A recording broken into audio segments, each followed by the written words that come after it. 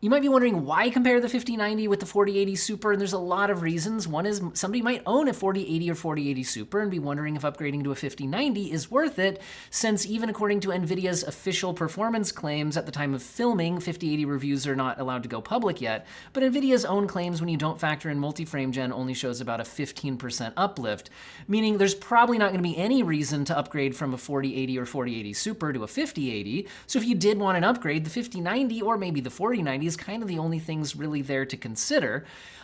Anyway, so that's some of the reasons, or maybe you're deciding, should I buy a 4080, 4080 Super, 5080, or is it worth spending literally twice as much money to buy the 5090? Well, it is sometimes twice as powerful, although not usually. Here we're seeing native 4K RT Overdrive, where the 5090 is twice as fast, but it's only 34 versus 17, so I actually don't think this test really means anything in terms of anything you would actually do. You would definitely at least use quality level upscaling even on the 5090, and with the new transformer model, this looks excellent, and the 5090 now delivers over 60 FPS in the built-in benchmark, whereas the 4080 is only delivering 35, which while you technically could play it at those frame rates, I don't think it's worth it, and it's also a very low baseline from which to use frame generation. I just realized I could move my fat head out of the way. Anyway, so that's where we're at with that. Now, I also wanted to check out if the generational difference in tensor cores makes a big performance difference between the transformer model for upscaling and ray reconstruction versus the older CNN model for ray reconstruction and upscaling. So that's what we'll look at next. And notice that jumping to the CNN model doesn't really make much of a difference here, at least for the 4K RT Overdrive with DLSS quality. We're seeing 64 versus 35 here, 5090, 83% faster, pretty much the same thing we saw with the transformer model. But what if we use more aggressive upscaling? And this is one of the places where the new transformer model really stands out. With performance mode upscaling when using a 4K output, I actually find the performance mode very usable now, whereas with the older CNN model, it wasn't really up to my standards for what I was looking for on a high-end 4K system. And the 5090 is now delivering 92 FPS, whereas the 4080 is delivering 54 FPS. It's not awful, but it's not amazing.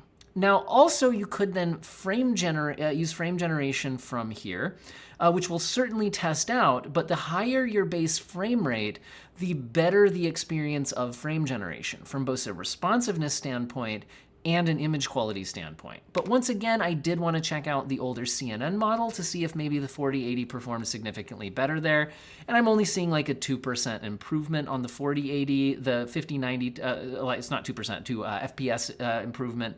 5090 takes a couple FPS difference as well, so the overall average difference does change, but it doesn't wildly change the fact that the 4080 is delivering below 60 FPS and the 5090 is delivering a high refresh rate experience even without frame generation. Now let's talk about frame generation, because this is one of the main things that is exclusive to the 50 series is the ×4 frame generation.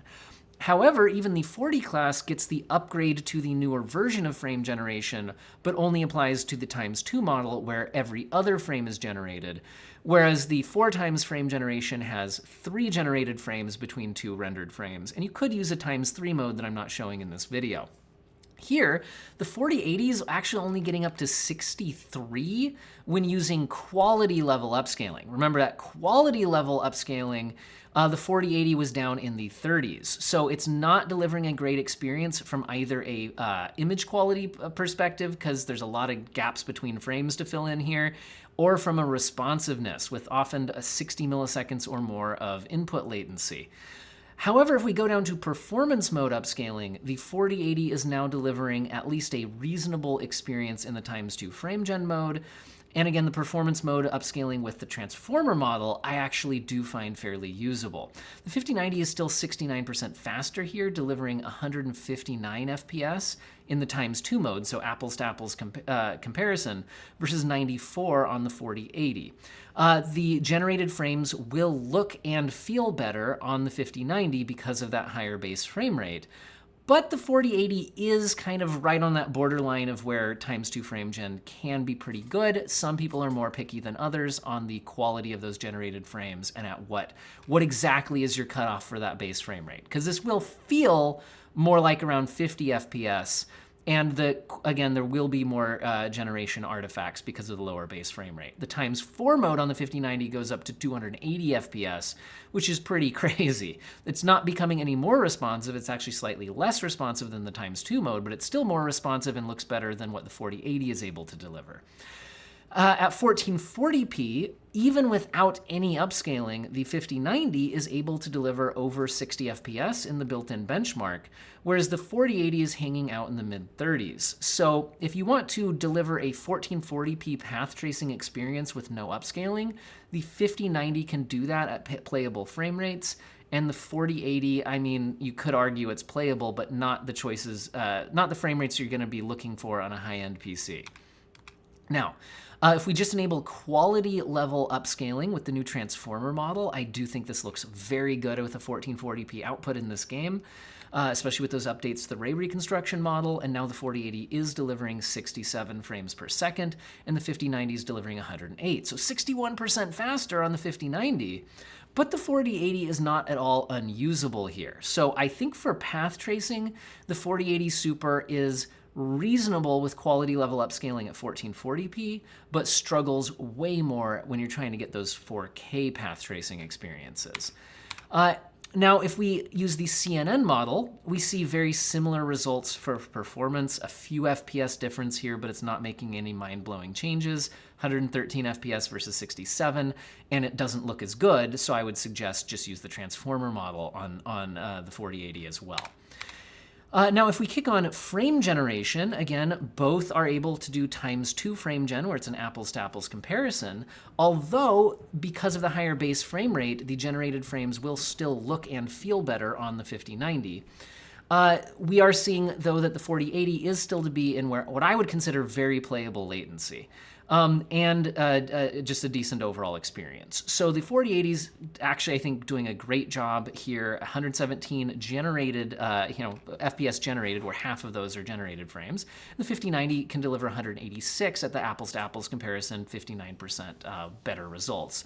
If we allow ×4 versus ×2, the 5090 would do a much better job on if you have like a 360 hertz 1440p display, you could actually fill up most of that high refresh rate experience at 337 FPS here. Again, it won't feel any better than it did at the lower generation rates, but it does fill out your high refresh rate display better. At 1440p native resolution, no upscaling, I wanted to show this because you can decouple upscaling from frame generation. And because the 5090 can deliver over 60 FPS without upscaling, I wanted to show that you could then use frame generation on top of that to get no upscaling artifacts, but still improve the motion fluidity on your display, with the 5090 able to get 117 and doing it with decent input responsiveness, whereas the 4080 only generates up to 66 FPS, meaning it's actually going to feel more like 30 and there'll be a lot more artifacts in the generated frames. And you could even do the ×4 versus ×2 on the 5090 here as well. Now, I still think using the quality level upscale to get the higher base frame rate makes sense even on the 5090, but I just wanted to show that this was more of a possibility on the 5090 and doesn't really work well on the 4080. Indiana Jones and the Great Circle at 4K Supreme settings. This game forces ray tracing at all times, and this is the maximum settings that don't go into the NVIDIA full RT mode, the path tracing mode. We can see the 4080 does great here, even without upscaling. 83 FPS at native 4K. 5090 does even better at 126 FPS, which is 52% faster. Using DLSS quality, now the 4080 still looks great and is delivering 113 FPS on a 4K display, and the 5090 is delivering 162, which is 43% faster. But if we kick on the full RT mode, now we're actually seeing the VRAM differential matter, where if I try to do like-for-like settings at Supreme with full RT kicked on, even using DLSS quality, the 4080 Super runs out of VRAM. We go over 16 gigabytes of VRAM usage, and I have to turn down the textures to very ultra, which, to be honest, still looks great. I can't even see a difference.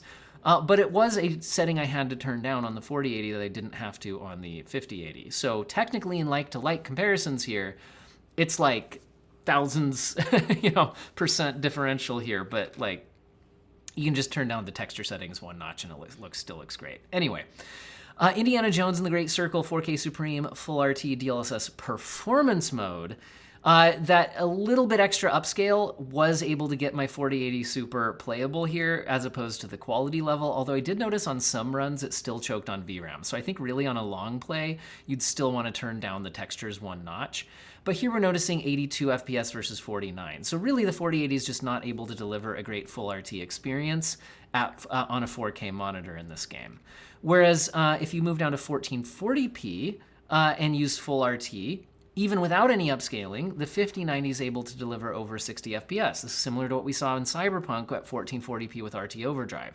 The 5090 can deliver 60 FPS experiences without any upscaling, even in path tracing, whereas the 4080 cannot. We're seeing 38 FPS here, 68% advantage to the 5090. Using DLSS quality, we're seeing 94 versus 57, 65% advantage to the 5090, but the 4080 is now pretty playable here. You might kick on frame generation, which I'm not going to be testing further in this video, or else this video is going to be hours long if I kick on all the various combinations of upscaling and frame generation. Anyway, of course, you can just use the Supreme settings, which still look great. And then you get 128 FPS on the 4080, and I think the 5090 is being held back a bit by the rest of the system or the engine or something, because it's hitting 175 FPS, which is still amazing, but it's only showing a 37% lead over the 4080, so it kind of feels like it's being held back a bit here compared to the other results we've been seeing. If we move on to Unreal Engine 5 and try to max out one of the best looking games, although not necessarily best optimized games in Unreal Engine 5, Silent Hill 2 4K Epic with hardware accelerated ray tracing turned on. 5090 can still hit over 60 FPS at 66 versus the 4080 at 39, 69% nice advantage for the 5090. However, if you just kick on DLSS quality, which still looks great at 4K, the 4080 is delivering a 62 FPS here, which in this slow pace of a game is absolutely fine. And the 5090 is delivering 91, which is a 47% advantage. We could even use performance mode upscaling. And by the way, I'm using the CNN models now in all the games besides Cyberpunk, just because I'm using what the game has built in, and only Cyberpunk at the time of filming has actually been officially updated to include the Transformer model. Anyway, that we were seeing good frame rates on both GPUs there, although of course the 5090 was faster. Silent Hill 2 at 4K Epic without hardware ray tracing, but at native resolution, the 5090 can hit 73 FPS and the 4080 is hitting 46. It's a slow-paced game, you could use those settings, but you might as well kick on at least DLSS quality, which gets the 4080 up to 71 FPS, which again in a game this slow-paced I think is perfectly acceptable. The 5090 though giving you the much smoother, high refresh rate, more responsive experience at 113 FPS. At 1440p max settings, epic settings, hardware ray tracing on, no upscaling, the 5090 is delivering 100 FPS, but the 4080 is delivering 68, so it's still pretty great. If you kick on DLSS quality at 1440p max settings with hardware ray tracing, the 4080 is now over 90 FPS, so really smooth experience in the style of game, and the 5090 is at 127 FPS, 38% advantage. At 1440p epic settings, no hardware RT, we're seeing a 53% advantage for the 5090 at 122 versus 80. Both delivering a great experience though, no upscaling required. Another big Unreal Engine 5 graphical showcase, but this one doesn't feature hardware accelerated ray tracing. It still has Lumen, which is kind of a software-based RT, but doesn't take advantage of the hardware RT acceleration. We're seeing at 4K high settings, which are the highest settings in this game. There's no like ultra or anything beyond that. The 5090 is able to hit 76 FPS, which in this slow pace of a game is great. You could just stop there. The 4080 is hitting 46, which again in this slow pace of a game is playable, but you'd probably at least kick on DLSS quality, which I'm showing here. And we're seeing 76 FPS on the 4080, which again, for this style of game, I think you're definitely happy now. 5090 though, much higher refresh rate, smooth experience at 111. If we kick on 1440p resolution, we don't need any upscaling on either GPU, although it's available, of course, and the 4080 is hitting 78 FPS, and the 5090 is delivering 115, 47% faster here. Final Fantasy 16 at 4K Ultra settings, the 5090 is happy at 78 FPS, whereas the 4080 is only at 47. However, if you kick on DLSS quality, we're getting 108 FPS versus 72, so both are doing great, although the 5090 is 50% faster. If you go to 1440p, I don't think you need to use upscaling on either GPU at 117 versus 77, although of course you could still enable it to get even higher frame rates. At God of War Ragnarok 4K Ultra, I don't think you need any upscaling in this game. 128 FPS on the 5090, but 73 on the 4080, and I'd recommend playing this game on a controller, and 73 FPS feels pretty good on a controller, to be honest. But you could still kick on DLSS quality, which still looks great, and now you're over 100 FPS on the 4080, although you're 65% faster, hitting 170 FPS on the 5090. At 1440p, I would just use native resolution. We're at 113 FPS on the 4080, and the 5090 is hitting 183. So great experience at native 1440p Ultra on both GPUs. Horizon Forbidden West, another game where you might not need to use upscaling unless you want to. 4K very high, which is the maximum settings in the game. We're seeing a 75% advantage for the 5090 at 121 FPS, but even the 4080 is hitting 69. Nice. And at 4K very high DLSS quality, you're now getting over 100 FPS on the 4080, but the 5090 is jumping to 155, so it's certainly faster, but both are delivering a great experience. 1440p very high, you're hitting 120 FPS, no need for upscaling on the 4080, and 175 on the 5090. And if we use Ghost of Tsushima, we could go 4K very high. And once again, another game where whether or not you upscale at 4K is kind of up to you. It's hitting 68 FPS on the 4080, but 119 on the 5090. Using DLSS quality, the 4080 is now giving you more of that high refresh rate experience at 107, and the 5090 scales all the way up to 170. At 1440p max settings, you really don't need upscaling on either GPU. We're at 179 versus 118. Now, Call of Duty Black Ops 6, I wanted to test out at least one game that was a competitive multiplayer game where I turned down graphic settings. We're looking at basic settings here. That's basically low settings. It's pretty much as low as the presets go without kicking on resolution scaling as well. So native 4K, but basic settings. 204 FPS on the 5090, which is 49% faster than the 4080, which is still delivering 137, which is still very good. 1440p basic settings, we're getting 301 FPS on the 5090 and 232 on the 4080, and we're actually showing signs of the 5090 being held back by the rest of the system now, despite the fact that we're on a 9800X3D. But the 5090 is not showing full GPU utilization at all times during the benchmark. And if we move to 1080p resolution, we're even more CPU limited or system limited, however you want to look at it, getting 341 FPS on the 5090, but the 4080 is also able to get 296, which is only a 15% advantage of the 5090s, indicating that this is very CPU limited. Now, what are my overall thoughts? And let's summarize some ideas. First of all, here's a big bar graph. So this is all of the tests that I ran. I didn't count them. I think it's something like 40 or so. And in the average of all of them, the 5090 shows that it is 59% faster than the 4080 Super. However, and that's what these numbers are showing. These aren't frame rates. It's the percentage advantage for the 5090. However, notice that there were results like Call of Duty that are definitely CPU limited, and even some of the other results, especially at 1440p and especially when using upscaling, also probably showed a bit of system limitation, not giving the 5090 its full advantage if you're looking at its raw performance when not held back by anything else. So if we limit ourselves to 4K native results, no upscaling at all, we're actually showing the 5090 is 68% faster, which I think is a more accurate result if we want to show the full power of the GPU. So 4K no upscaling probably isn't how you'll use a lot of games. You're probably going to at least use DLSS quality. But if we want a raw performance differential, I think this is the best way to get it. And I really think that the 5090 also shows its differential really well in ray tracing, where I'm getting a 63% advantage on average, even if I allow the 1440p and even one 1080p result in here, where some of this could even be CPU limited, so you might even get a better than 63% advantage if you sorted just for 4K ray tracing.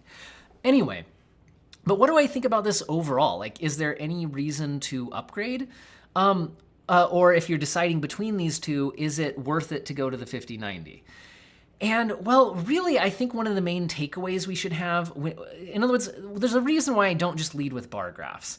If we look at this, you're like, wow, yeah, the 5090 is a lot better. Although from a value perspective, keep in mind that at $2,000 MSRP versus $1,000 MSRP, it's twice as expensive. And even if we call it 68% faster, that means the 5090 offers worse value at 84% of the value. Or in other words, it's like 16% less performance per dollar. I mean, that's a way you could look at it. Anyway, there's a lot of ways you could interpret this. The point is, which one's better value? The 5090 is not better value, but it is better. But the point is, do you actually need something that's better? If you're mostly playing competitive titles, the 4080 is fast enough that I guess maybe you should even say the 5090 is fast enough that you're very likely to end up not seeing its full scaling because the rest of your system might not be able to keep up to take full advantage of that 5090 versus the 4080. So if you're more into like online competitive games where you turn graphic settings down and chase high frame rates, I'm not sure the 5090 is worth it over the 4080. Now, if you want to enjoy path tracing specifically on a 4K display rather than a 1440p display, I really think that's the only main reason to take the 5090 over the 4080. Because in this case, the 5090 is very much better at delivering 4K path tracing experiences. Quality level upscaling can get you around 60 FPS. If you're willing to go more aggressive on upscaling, you can get a high refresh rate experience, and that's before you kick on multi-frame generation or frame generation times 2 modes, which would then come from, let's say if we're using the performance baseline, for example, you could now like fill out a 240 hertz 4K monitor pretty easily by either using performance mode times 4, well, actually really you'd only need times 3. You could probably even drop down to balanced mode upscaling and use the times 4, whichever way you prefer. And you're getting a high enough base frame rate that I think in a lot of games you'll find the frame generation pretty usable. So if you're on like a 4K 240 hertz display and you want the path tracing experiences, the 5090 does a much better job at that than the 4080. But for basically everything else, even 1440p path tracing, I really think the 4080 is okay.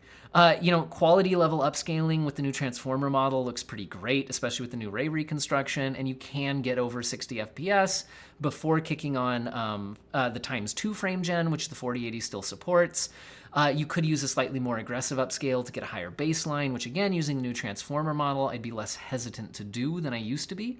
So I guess what I'm trying to say is, and then especially in the vast majority of games, which, guys, the vast majority of games aren't path tracing, okay?